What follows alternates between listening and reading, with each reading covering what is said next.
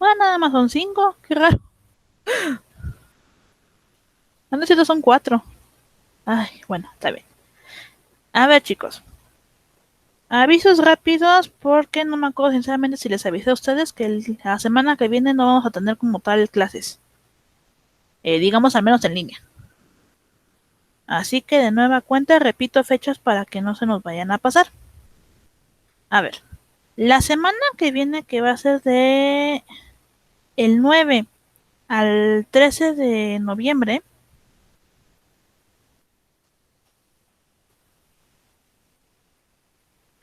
Noviembre. No hay clases en línea. ¿Y eso? Ahorita voy a entender por qué. Esperen. En línea. Pero sí hay trabajo. Ok. Va a ser planteado de la siguiente manera.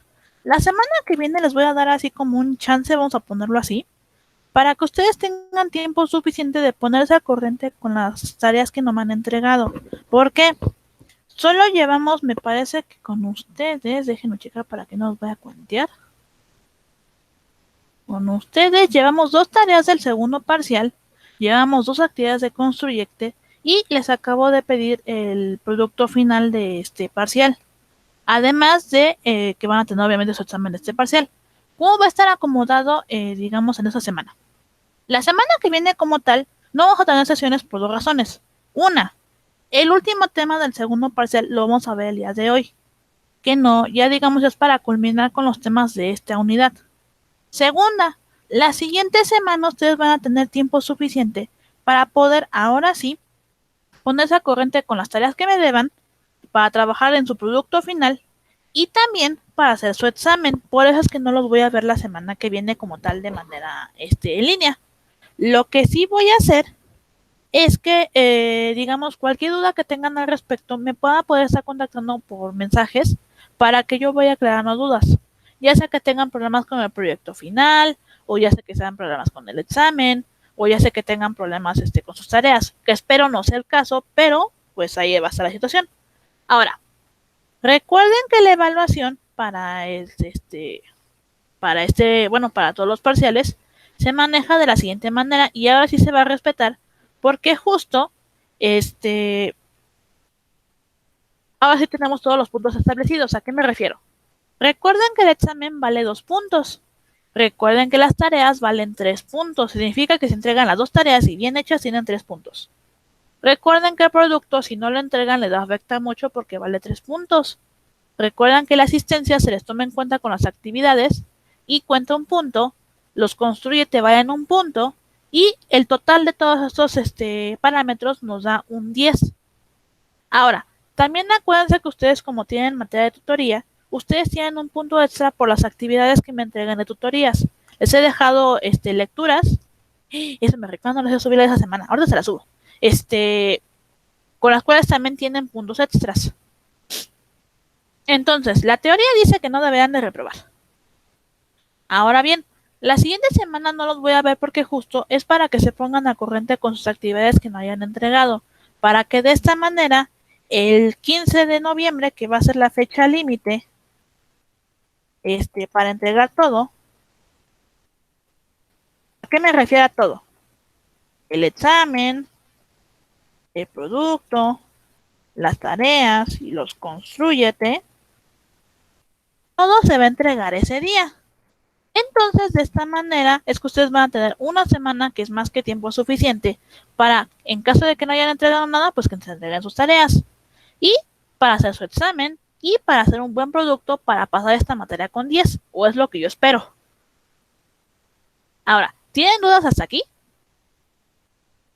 No, ninguna. Ok. No, No, ninguna. Entonces, ya los no. vería de manera otra vez digamos, normal para la fecha del 18 de noviembre por 2 cuestiones. Una, porque el 18 de noviembre va a ser la entrega de calificaciones.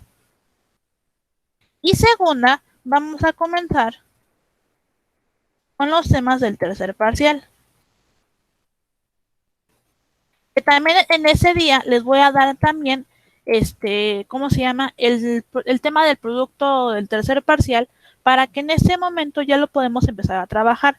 Yo les dije que vamos a generar un debate, lo vamos a generar en ese día, que es el 18, vamos a elegir el tema. Ahora bien, ya que tenemos estas fechas en específico, por favor, si no, por alguna razón sus compañeros no se conectaron el día de hoy, les voy a encargar que les avisen. Lo que me recuerda, un segundo, que si no les voy a dar una mentirota y eso no es el punto. Y ve. No.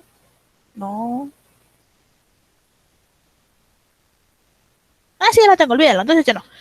Bueno, por favor, de todos modos, le avisen a sus compañeros en caso de que no se hayan conectado. Ahorita, de todos modos, también le voy a mandar esa información tanto al Classroom como a la jefa de grupo para que se los publique también en su grupo de ustedes. Y pues tengan esa información, digamos, todos en general. Maestra, perdón. Entonces, del 9 al 13 no vamos a tener clases en línea, pero va a dejar trabajo. Ajá, que sería básicamente su examen. Ok. ¿Y del 14 al 15? No, o sea, la semana... Mira, es más, se supone que deben... Ah, no es cierto, todavía no les comparto mi pantalla, ¿o sí? Ah, no, sí. Ok, se supone que debe estar viendo ya mi calendario. Entonces, el calendario dice que la semana que viene empieza el 9 de noviembre y termina el 13, que sería lunes a viernes. ¿Estamos de acuerdo ahí? Ahora, nosotros yo no los veo el lunes, yo los veo hasta el miércoles porque acuérdense que los martes les subo la actividad de tutorías. El miércoles, que es 11, no los vería ni el 12 porque ustedes los tienen libre para que ustedes hagan su examen, para que trabajen en su producto final y en el caso de que no vayan a entregar alguna actividad para que la terminen, para que ustedes a más tardar el domingo 15 de noviembre me entreguen todo. ¿Por qué? Porque si ustedes no me entregan actividades a más tardar el 15 de noviembre, yo ya no las voy a revisar. Y no es por mala onda, chicos, pero no me va a dar tiempo, porque yo el 18 de noviembre yo tengo que dar ya calificaciones. Lo que significa que tengo 2 días para básicamente terminar de promediar todo y subir calificaciones. Para que el 18, que los veo, que es miércoles, yo les dé calificaciones a ustedes, lo asenten en actas y ya se suba a la plataforma. Entonces, si se dan cuenta, tengo como el tiempo muy medido. Por eso es que estoy dándoles esta semana libre, entre comillas, porque aunque no, digamos, no los voy a ver de manera física, ustedes tienen trabajo para ponerse al corriente. Entonces, ¿hasta aquí tienen dudas? No, ninguna. No. Ok. Bueno, ahora, el último trabajo de este parcial, como tal no les voy a dejar tarea, se van a quedar tal cual como están ahorita con sus actividades. Obviamente espero entonces que las tareas que me entreguen estén bien hechas. Y justamente para la fecha del 18 de noviembre, doy calificaciones con ustedes y arrancamos con el tercer parcial. Tengan mucho cuidado porque entonces esta información va a ser importante para ustedes. Ahora bien, si no tienen dudas con respecto a la evaluación, vamos a comenzar ahora sí con el último tema del segundo parcial. ¿Con qué tema vamos a terminar? Denme un momento. No, aquí no es aquí. Ok, nuestro último tema de este parcial va a ser encaminado a la discriminación cultural y racial. Específicamente se va a abordar este tema a través de la siguiente primicia, que es la posibilidad de igualdad en un mundo de desigualdades. A ver, yo estoy segura que en toda la vida nos han planteado que tenemos que ser muy, ¿cómo decirlo? Que todos somos iguales ante la ley, todos somos iguales ante las personas, pero luego vemos al día a día y nos damos cuenta que no funciona tan así, que por el contrario, siempre hay quienes tienen más ventajas, tanto económica como social, como políticamente hablando, o sea, siempre van a haber personas con más ventajas. Entonces, ¿cómo en este mundo de desigualdades va a haber una igualdad real entre las personas? Pues bien, en este momento entonces vamos a tener que entender primero dos conceptos clave. ¿Cuáles son? La exclusión y la segregación social con base en la identidad cultural. ¿Por qué nos interesan estas partes, digamos, para entenderlas? Porque entendiendo estos conceptos vamos a comprender entonces cómo se da esta parte de la discriminación a nivel tanto personal como a nivel población. Ahora bien, Yo estoy segura que esta imagen ustedes la han visto mucho porque era de una caricatura. Pero a ver, se los voy a plantear de esta manera. ¿Ustedes creen que era correcto lo que hacían en este caso de esta caricatura que eran los padrinos mágicos? Yo recuerdo perfectamente esta escena y decía algo así como de respeto tu privacidad tocando la puerta, pero reafirmo mi autoridad como padre entrando de todos modos. Ok, entonces aquí viene la pregunta. ¿Ustedes creen que es válido esto? No, Maestra, Dígame. no se ve la pantalla. Dijo que estaba compartiendo y a mí no me aparece. a mí tampoco me parece. A mí tampoco. Ay, perdón, espérenme tantito. Es que como se puso el de grabar, pensé que también estaba la de compartir. Dale. Espera, deja que ya debería de estar compartiendo. Ya sí. Ahora sí, Ya ahora aparece. sí. Perdón. Ya. Entonces volvamos a la imagen. Ahora sí. Estoy segura que esta imagen la conocen ustedes de los padrinos mágicos, porque esta escena es así como muy conocida. Pero a ver, ¿ustedes creen que es válido esto? Que simplemente porque son padres tienen la autoridad, en este caso muy extrema por cierto, derribar la puerta simplemente porque son padres? No. No. La respuesta es no, porque cada persona tiene derecho a su privacidad independientemente si vive en casa de sus padres. ¿En qué sentido? ¿Están de acuerdo que a lo mejor estás en tu cuarto, no sé, te estás cambiando, qué sé yo? Y entran tus padres de repente muy abruptamente, de alguna manera están violando tu privacidad. Entonces, esto es un problema que empieza a veces desde casa, porque a veces hasta los mismos padres no tienen esa capacidad de respetar la privacidad de sus hijos. O sea, a lo mejor por lo menos tocar la puerta primero, pues para justamente averiguar si estás en una situación presentable, para que tu padre te pueda ver o te pueda pedir algo, y no simplemente entrar porque sí, porque justo esto es algo que no debería de pasar. Ahora bien, esto, como les vuelvo a repetir, viene de una razón más específica que tiene que ver con la exclusión y la segregación social. ¿Por qué? Nos han enseñado desde pequeños que si alguien es diferente a nosotros, de alguna manera, eso puede ser tanto bueno como malo, dependiendo del contexto en el que vivamos. Pues resulta que si tú te excluyes de la familia es algo malo, entonces te obligan a, digamos, a unirte a ella. En el caso de los padres, ¿por qué? Porque te obligan a salir de tu cuarto, porque te abren la puerta cuando no es necesario, porque te obligan de alguna manera a convivir. Esto de alguna manera lo hacen porque no te quieren excluir de la familia y digamos tienen una buena razón. Pero ¿por qué hacen esto? Porque en la sociedad actual y desde hace muchísimo tiempo ha habido lo que conocemos como la exclusión y la segregación social. Pero pregunta del millón, ¿qué son ambas cosas?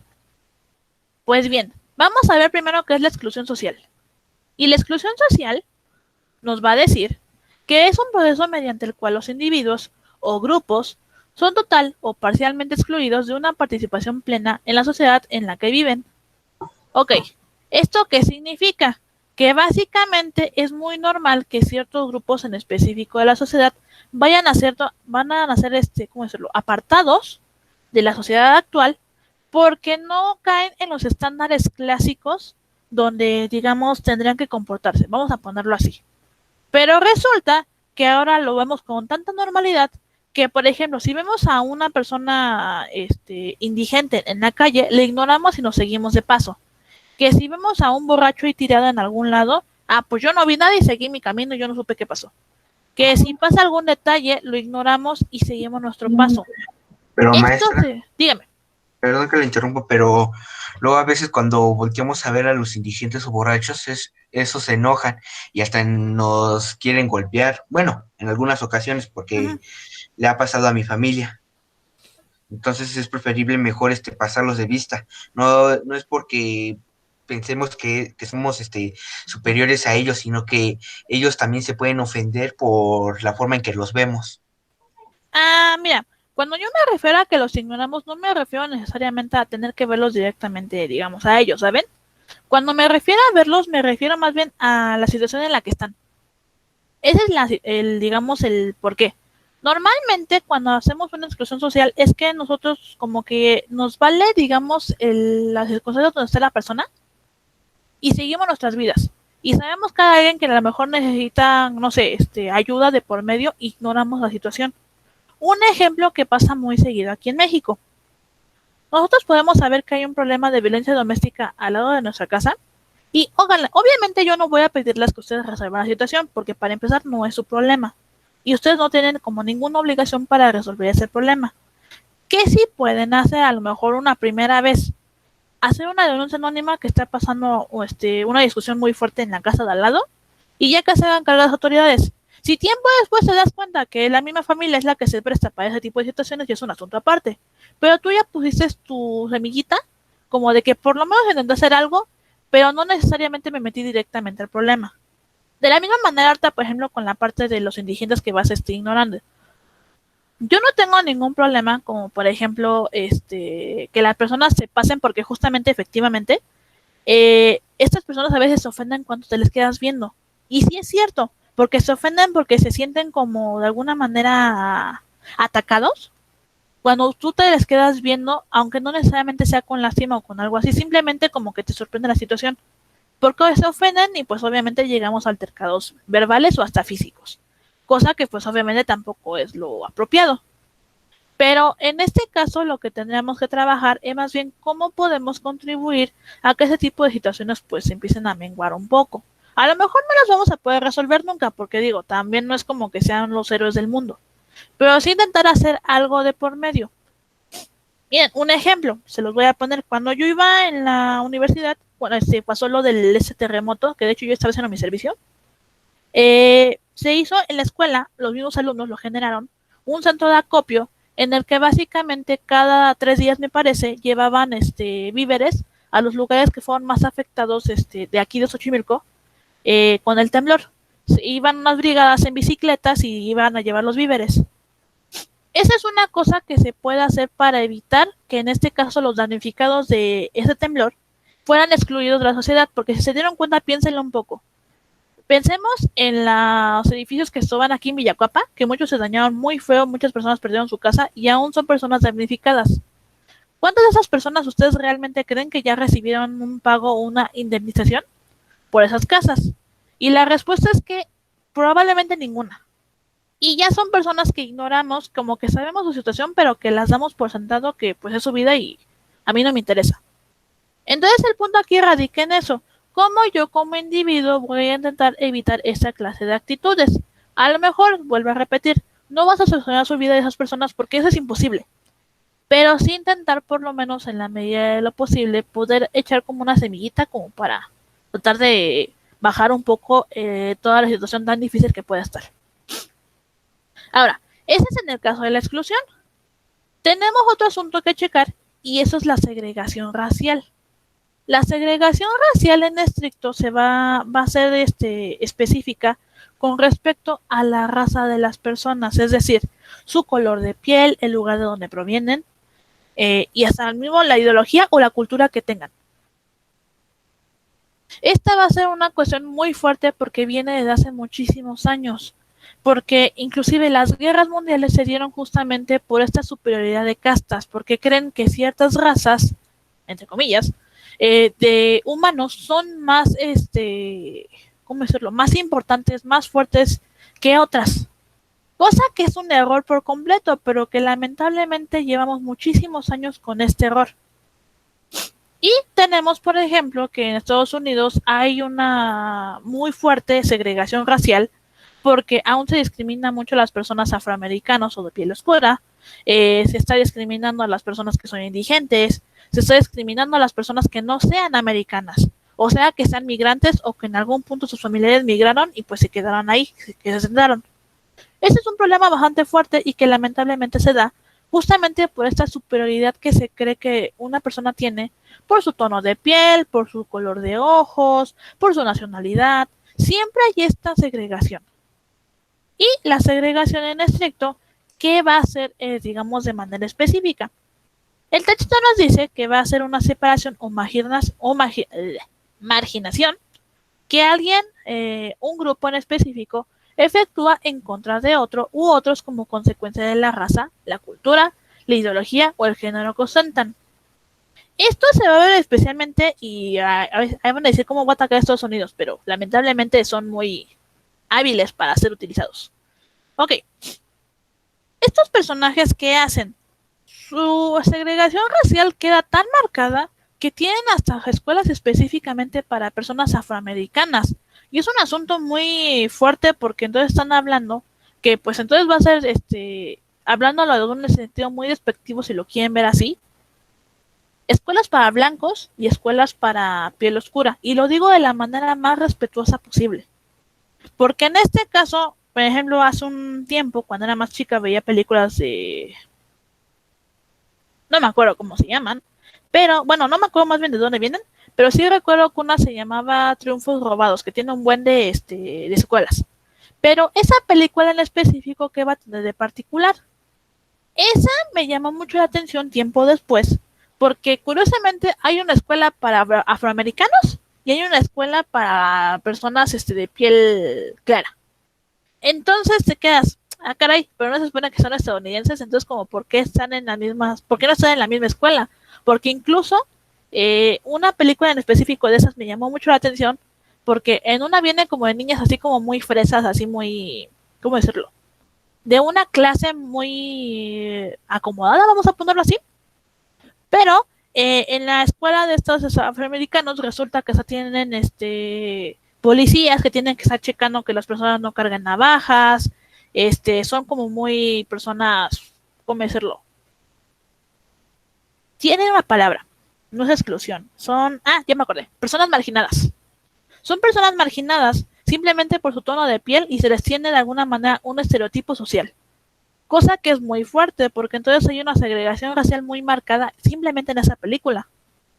Recuerdo otra serie que es de los 80, si no estoy tan mal, muchos a lo mejor la conocerán, se llama Daria, donde básicamente había dos personajes igual afroamericanos que nada más los tenían en la escuela para que no creían que eran racistas, pero curiosamente eran los únicos, no había más.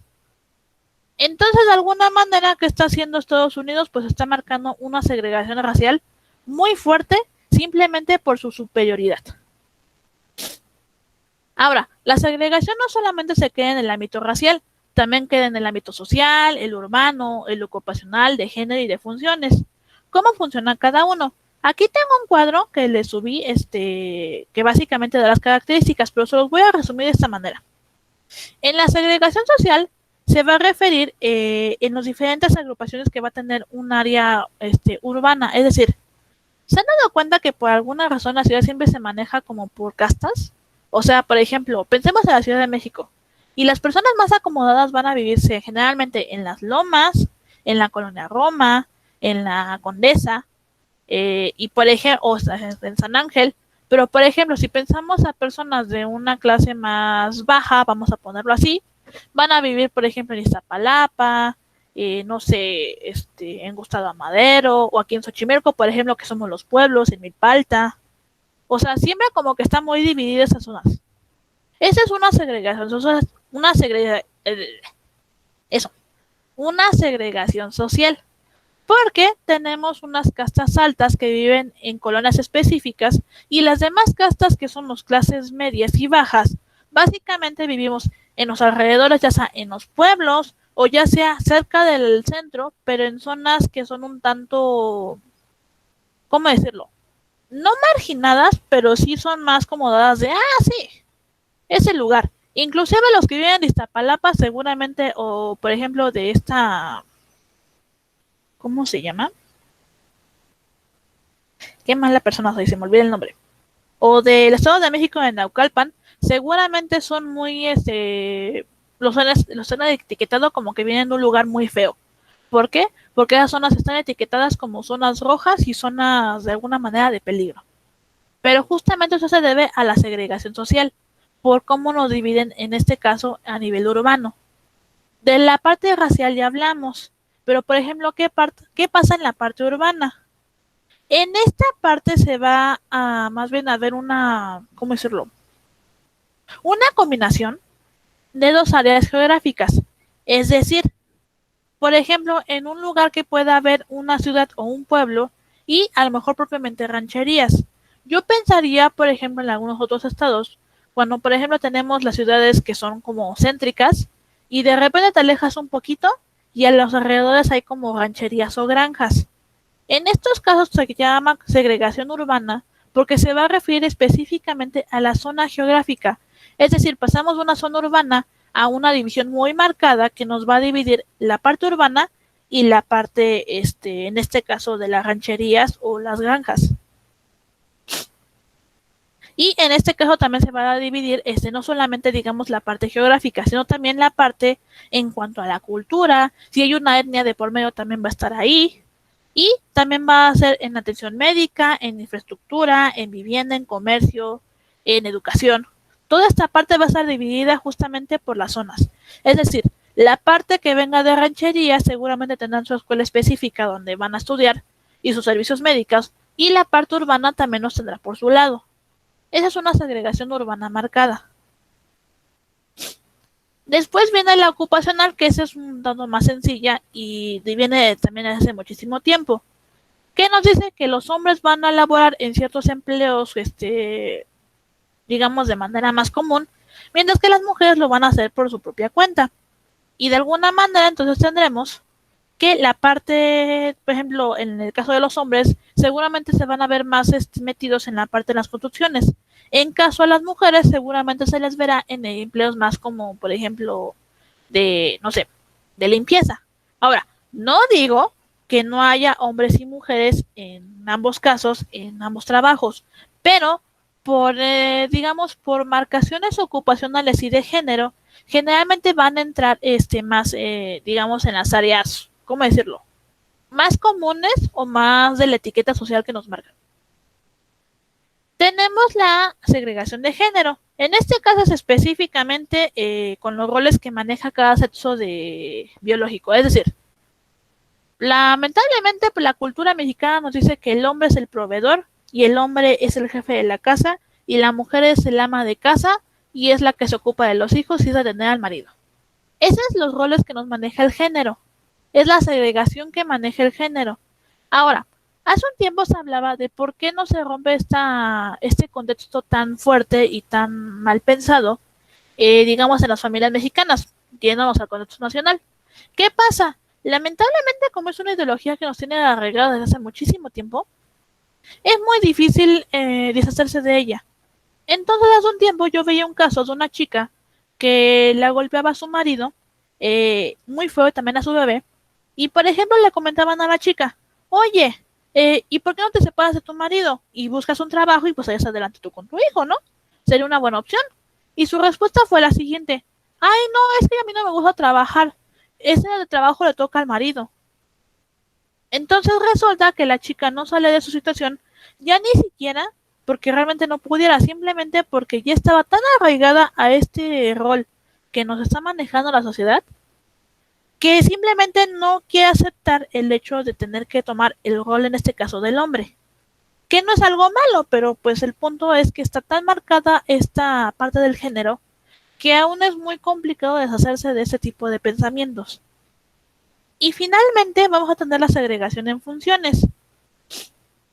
En este caso se va a referir específicamente cuando una compañía muy grande se va a dirigir en departamentos específicos para cada cosa. Ejemplo, pensemos, yo les pongo el ejemplo hace unas clases a otros chicos del grupo de PepsiCo.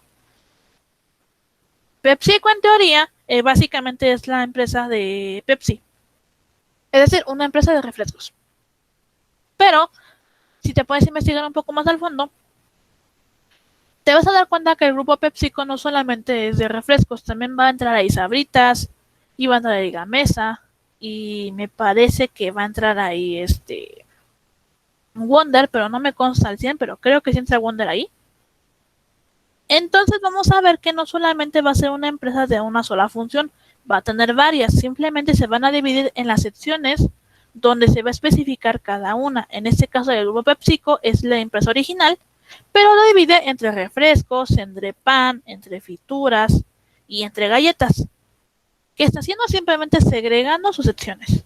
Este último asunto pues ya no se refiere tanto a la discriminación, pero también es bueno saberlo.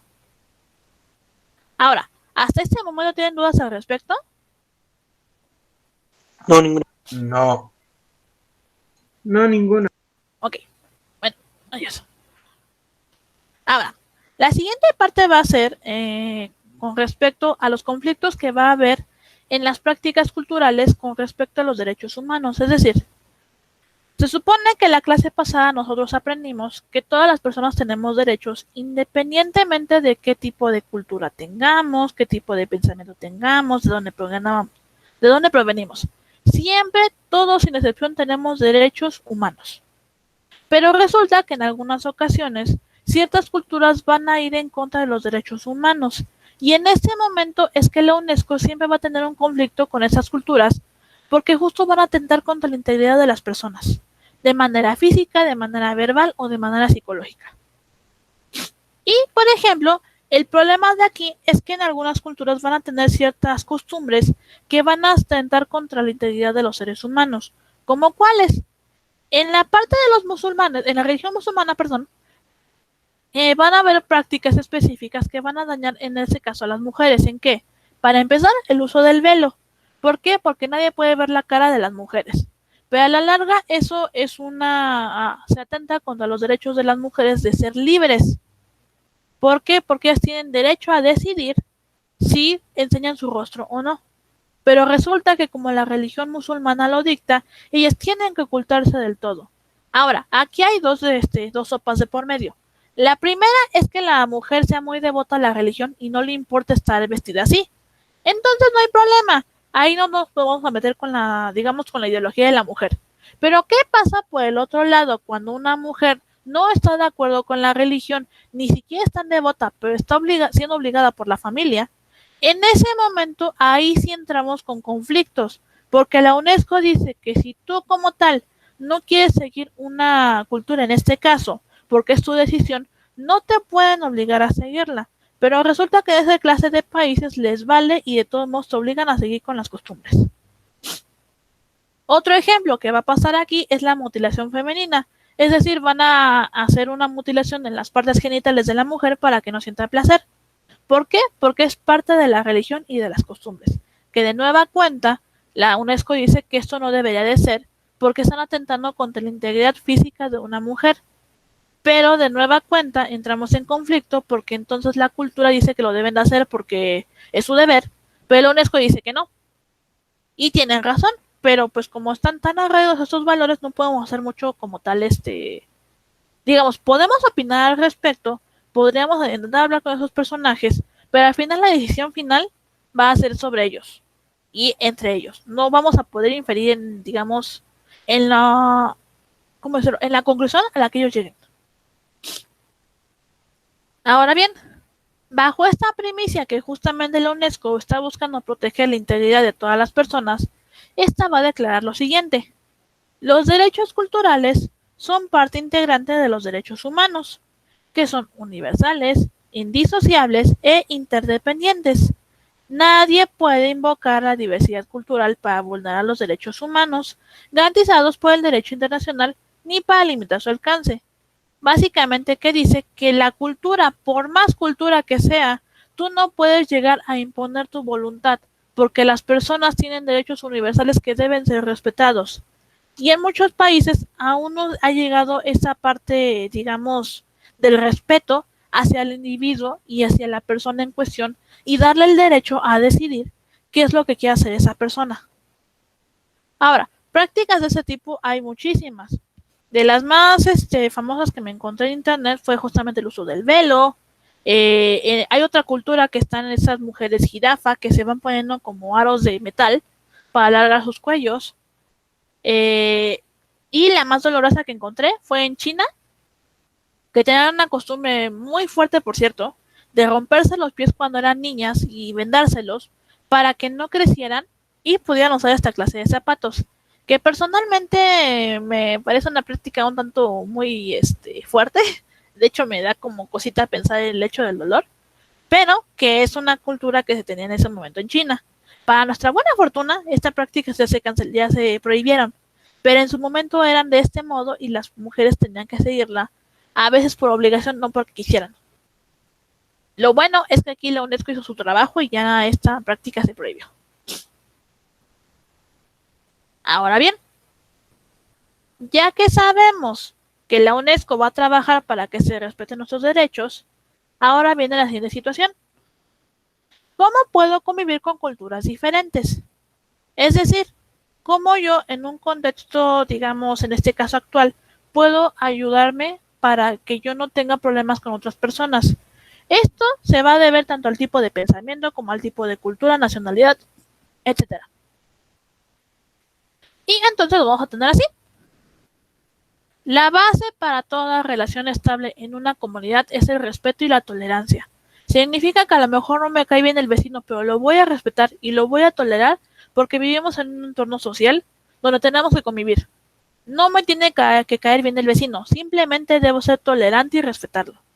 Y obviamente exigir el mismo respeto y tolerancia de parte de él. ¿Para qué? Para que nosotros podamos convivir de manera pacífica sin meternos unos con los otros.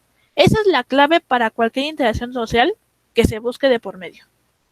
Ahora bien, en una interacción social se va a dar lo que conocemos como la multiculturalidad. ¿Qué es esto?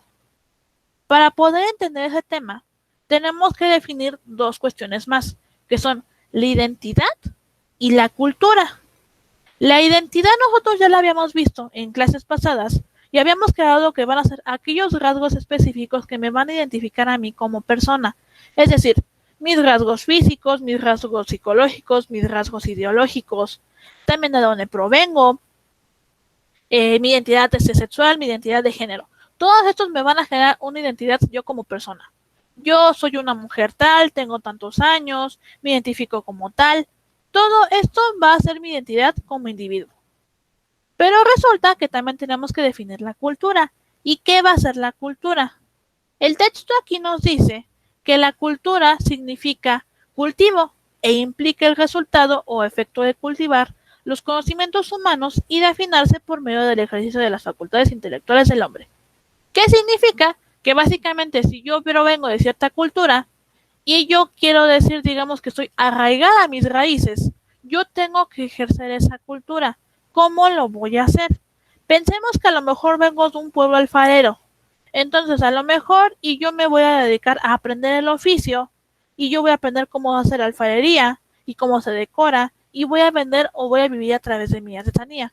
Entonces, yo vengo de una cultura de alfareros que se dedican a producir y vender sus productos. Ahora, eso también se va a aplicar como, por ejemplo, vienes de alguna cultura, por ejemplo, nosotros que vemos Xochimilco, somos de una cultura en una mezcla entre prehispánico y mezcla de lo, ¿cómo se llama? Se fue, de lo católico. ¿Por qué? Porque venimos de raíces prehispánicas con ciertas costumbres, como por ejemplo la creación de la chinampa, su cultivo, no sé, la adoración hacia el Xoloscuintle y el ajolote, pero por ejemplo, también tenemos unos rasgos católicos, es decir, le rendimos culto al Niño Pan, le rendimos culto a San Judas, le rendimos culto al Señor del Chalma, entonces tenemos culturas arraigadas de por medio. Aquí hay un detalle entonces. La multiculturalidad se va a dividir, se va a referir en ese caso entonces a dos culturas o más conviviendo en un entorno social o urbano, es decir, conviviendo en una comunidad o en una colonia o en un estado. Pero la multiculturalidad se va a poder convertir en multiculturalismo cuando estas culturas se combinen entre sí y generen otro tipo de costumbres. Y justamente lo que tenemos aquí en Xochimilco es un multiculturalismo, porque hemos adoptado rasgos de de la época prehispánica y rasgos católicos para entonces nosotros rendir culto tanto en figuras religiosas como en ciertas situaciones propiamente prehispánicas. Tenemos un plus de todo y tenemos un arraigo cultural, de tal manera que nosotros vivimos en una sociedad multiculturalista. Y la multiculturalidad, por otro lado, simplemente son culturas específicas viviendo en un determinado lugar, pero que no se juntan, simplemente viven ahí. ¿Hasta aquí les queda dudas? No. No, maestra. No, ninguna. Ok. Muestras de multiculturalismo se van a dar arraigadas especialmente en lo que son los alimentos o ciertas costumbres. ¿Como cuáles? Ejemplo, el pozole, la historia del pozole data de la época prehispánica, donde nos dicen que el pozole era un alimento que era creado en base a cadáveres de personas sacrificadas en los altares para Huitzilopochtli o alguna otra entidad prehispánica. Pero resulta que obviamente nosotros no somos caníbales, ¿verdad? Entonces se fue desarrollando el platillo para presentarlo a nuestra mesa como lo que es ahora, que es maíz, cocinado en ajo, se me fue la idea. Bueno, es una sopa de maíz que está presentada con carne, ya sea de pollo o de cerdo, dependiendo obviamente del caso, y verdura de por medio, es decir, lechuga, rábano, orégano, qué sé yo. Ese va a ser el plato que queda al final. Pero si nos vamos al origen, el origen venía de una tradición un tanto más, ¿cómo decirlo? Un tanto más violenta, porque era en base a un sacrificio. Ahora nos sacrificamos a una persona para poder comer un pozole, pero viene justamente de aquí. Pasamos de una multiculturalidad que era cómo se manejaban los mexicas a un multiculturalismo cuando lo adoptamos hacia nosotros, pero lo hicimos un tanto más amable pues para las personas.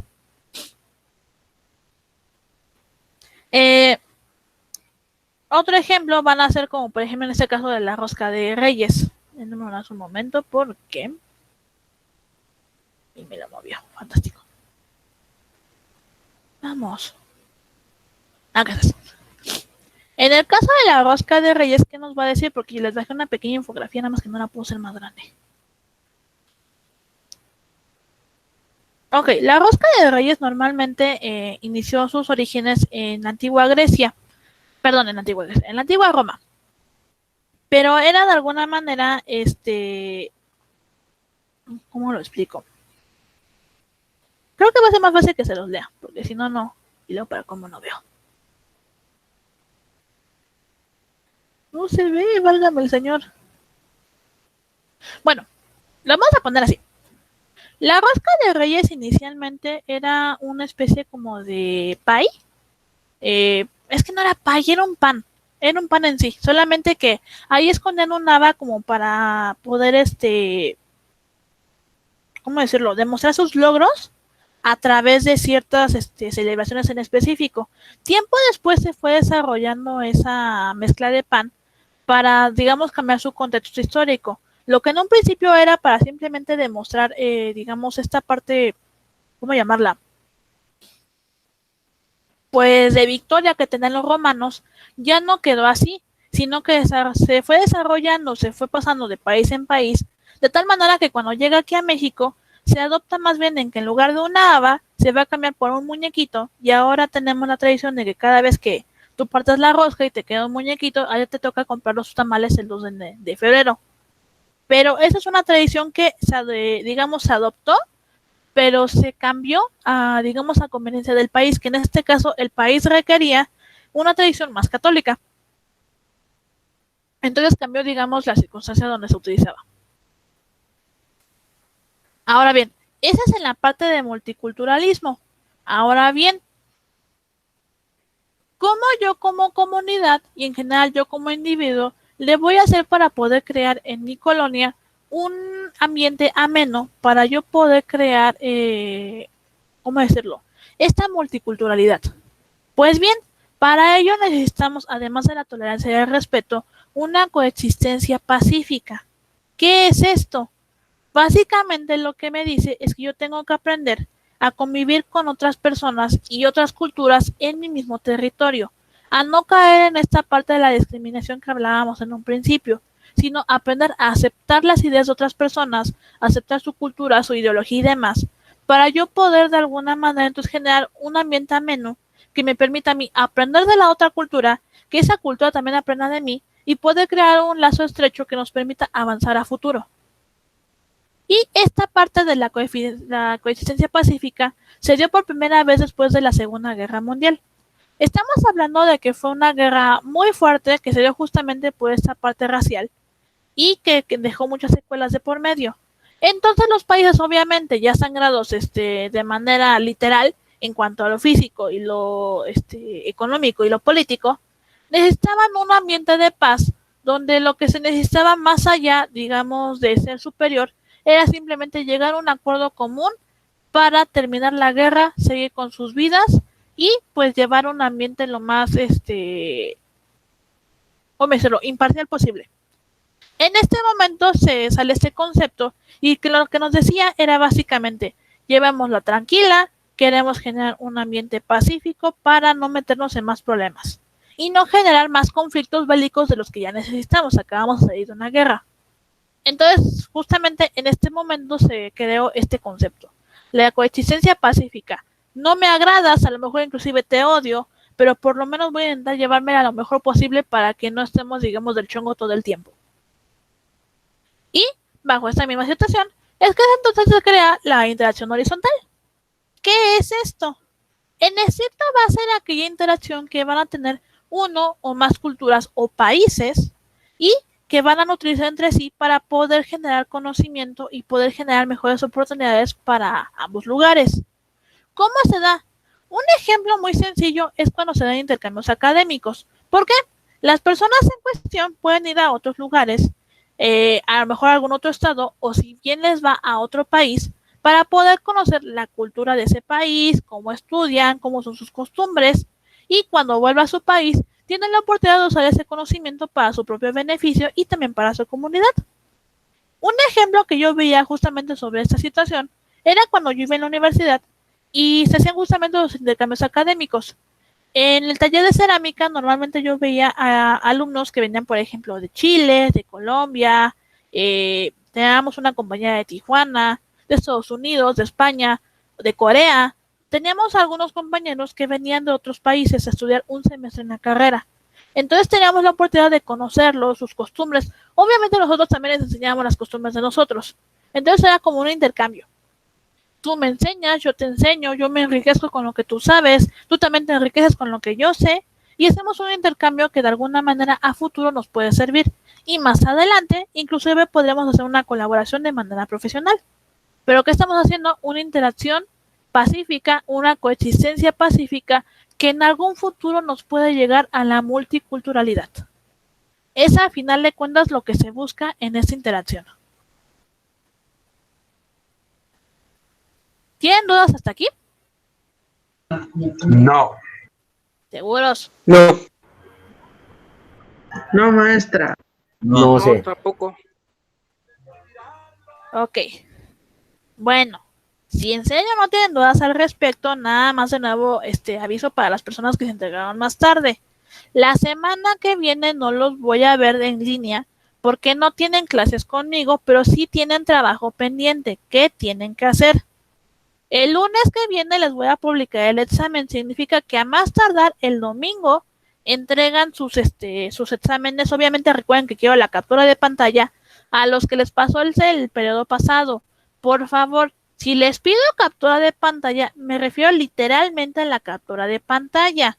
No quiero que me entreguen ¿cómo se llama?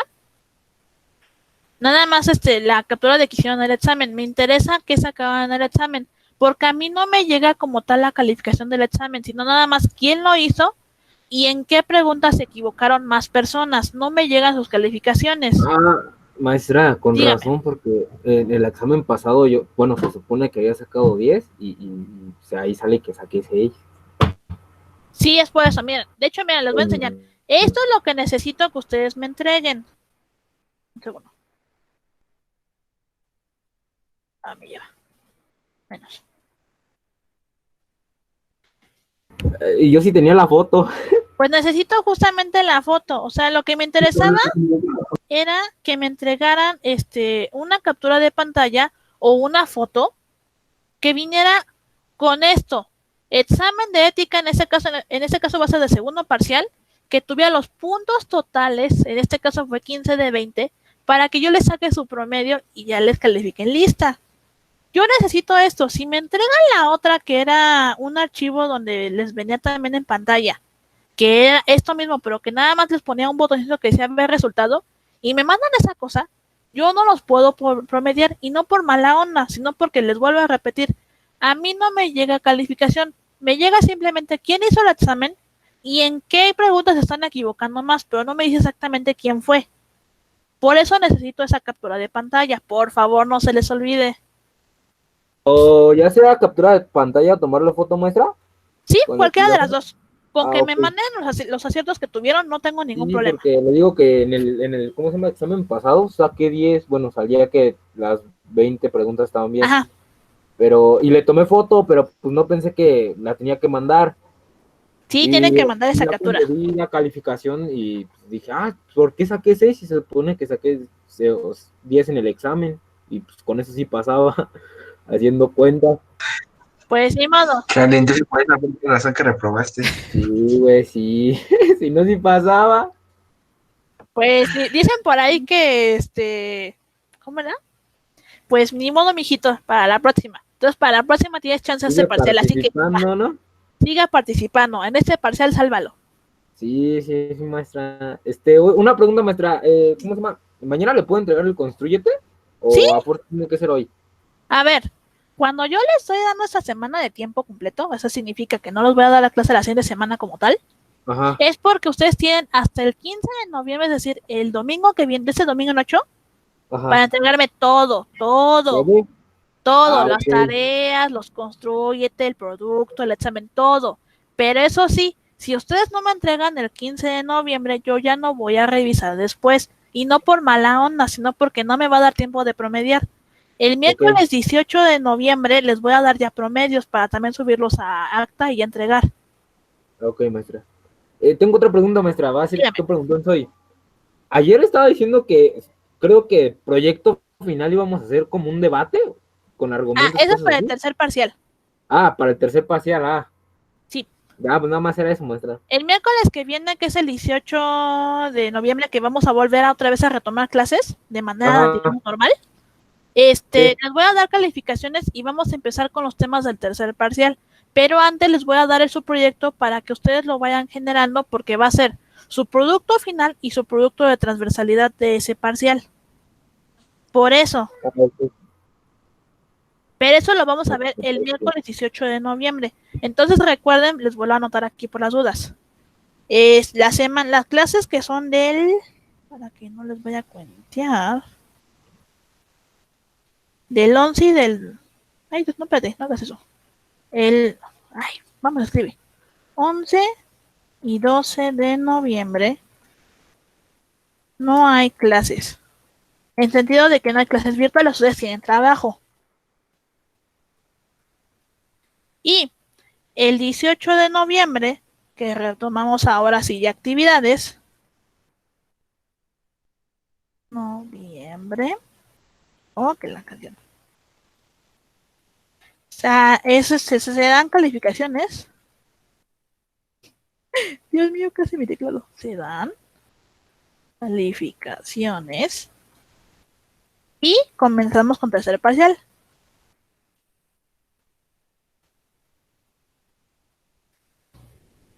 Así es como se va a manejar. Ahora, yo espero que como les estoy dando más que tiempo suficiente, todos me entreguen lo que me deben y ya no les voy a dejar más tarea. Así que yo espero que sí me entreguen. Recuerden que los que no tienen calificación en el primer parcial tienen chance de salvarlo a partir del segundo, pero entréguenme todo para poder ayudarlos. Hay una frase que dice por ahí, ayúdate que Dios te ayudará. Si ustedes no me ayudan, yo no puedo hacer nada. ¿Mande? ¿Cómo? ¿Tengo que pasar la materia? A ver, ¿cómo? si tú apruebas bien tu materia en el segundo parcial, es decir, sacas una buena calificación, ajá, tienes chance de salvar el primer parcial porque te puedo ayudar en el primer parcial con tu calificación del segundo. Entendí. Pero pues aprueba tu segundo parcial entonces, ayúdame para ayudarte. Tarta, ya llegan todos los trabajos en un año. Y luego con eso de que se pueden regalar puntos extra a los demás en tercer parcial, ¿no? Pues sí, pero solamente si la persona quiere. Si a lo mejor la persona dice, no quiero regalar nada, pues ahí sí ya no puedo hacer nada tampoco, ¿verdad? Pero bueno, si no tienen más dudas, todos sus trabajos, maestra. Vale. Bueno, si no tienen más dudas al respecto, ya es todo por la sesión del día de hoy.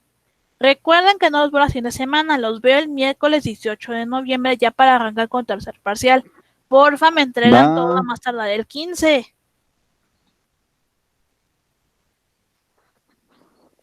La maestra como que se conectaron muy poquitos, ¿no? 13. Sí, la maté. No sé qué pasó, pero bueno, ellos sabrán. De todos modos, la clase ya se está grabando, así que pues la subiré en un ratito más.